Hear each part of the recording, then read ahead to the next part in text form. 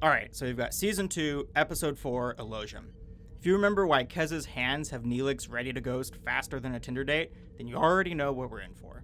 Episode starts with Chakotay catching crew members making out in the turbo lift, Kez and Paris get flirty, and of course Neelix gets jealous. Back on the bridge, Chakotay and Janeway discuss whether Voyager should have intimate relationships, being that they're on a 75-year journey, while Neelix attempts to torpedo Voyager's only early intimate relationship, and the worst one, him and Kez. Classic early Neelix. Voyager investigates a space cloud, and then Kez eats bugs. Cause, well, that's what we're in for. Elogium. Roll the credits. Post-credits, Kez can't stop eating. Neelix comes to her quarters to apologize for being Neelix, and as soon as he finds out she was eating bugs, gets her to sickbay in a finally Neelix gets it right moment. Meanwhile, if the ship goes to warp, they'll kill the creatures in the space cloud. Very on Star Trek. But the impulse engines don't work, meaning a good old-fashioned Star Trek dilemma. Kez's behavior seems to be caused by the cloud. The doctor does us all a service and kicks Neelix out of sickbay after he was being a Neelix, and then 1 second later, Neelix complains to Janeway that the cloud is causing Kez harm, so she takes him right back to sickbay, and find out that Kez has barricaded herself in the doctor's office. As Janeway speaks with Kez, we learn Kez is going through the title of the episode, the Elogium, which is the Ocampan's mating period. For sake of episode tension, it only happens once. Not sure how Ocampans keep up with replacement level birth rate. But anyways, we're going to have this 2-year-old character go through her mating cycle, because sure, let's make it awkward. I mean, sure, Jennifer Lien is in her early 20s, but, well, whatever, it's Star Trek. We can bend some rules.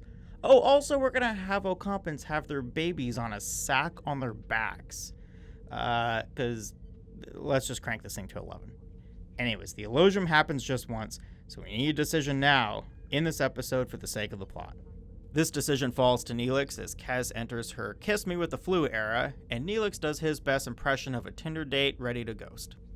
Star Trek embraces weird as Kez announces to all, "I've never known anyone as young as me who's had a baby." Which, you're two. Neither have we. Hey, writers of Star Trek, you know you can just write them as humans, right? Like we ever cared why an alien knows what kilometers are.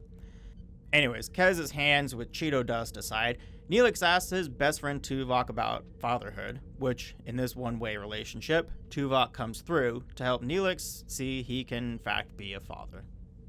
Now, in this sex-filled but sexy-less episode, it turns out the Nebula aliens are sexually attracted to the warp nacelles, cause aren't we all?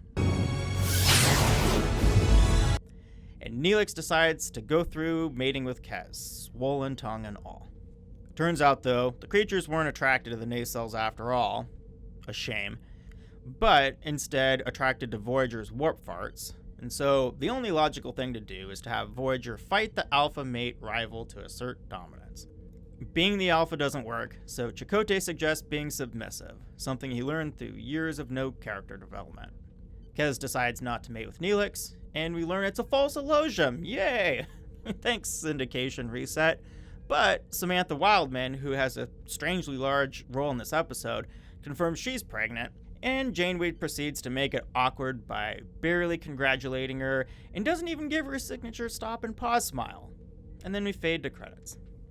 So, Elogium is one of those episodes where you spend more time thinking about how the Ocampan population maintains itself than the actual plot of this episode. It tries to take on sex and mating in the least sexual way possible, and ends the episode with a full reset when the episode ends, which makes Elogium the 171st best episode of Voyager.